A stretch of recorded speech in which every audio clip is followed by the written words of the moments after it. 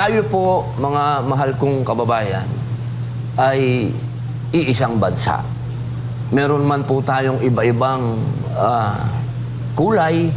Ako, aminado naman po ako, kahit na, sabi ko nga noon, kahit nasunugin ninyo ako, mangangamoy Rodrigo Roa Duterte ako. Hindi po yun nagbabago.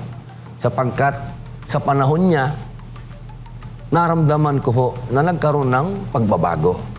At higit sa lahat, nung panahon niya ay kumonte ang adik. At higit sa lahat muli, yumabang ako sa ibang nasyon. Ibig sabihin, nakataas ang noo ko kahit saan ako magpunta. Dahil lahat ng pinuntahan kong bansa, believe doon sa aking presidente. Pero, ngayon no, sa aking pahayag sa inyo, mga mahal kong kababayan, ngayon po ay holiday season, panahon ng pagmamahalan, pagpapatawad, pagkakaisa.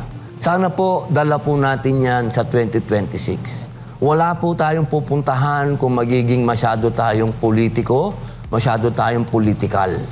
Kailangan po dumating ang punto na tayo po ay maniwala sa atin, sa bawat isa, na tayo'y babangon. Hindi po pwede na sasabihin natin babangon tayo, pero pinipilit naman natin ilugmok ang iba. Hindi po.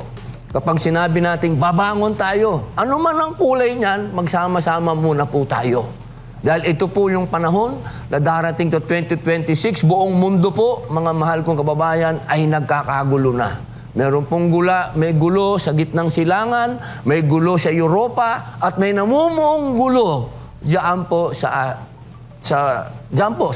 malapit na malapit po sa atin. Kaya sana, mga mahal kong kababayan, ito pong panahon nito, sa darating na taon ng 2026, subukan po natin magkaroon talaga ng tunay na reconciliation. Tunay na tayong mga Pilipino ay magbubuklod, magkakapatawaran at hahakbang ng isang hakbang patungo sa pag-unlad.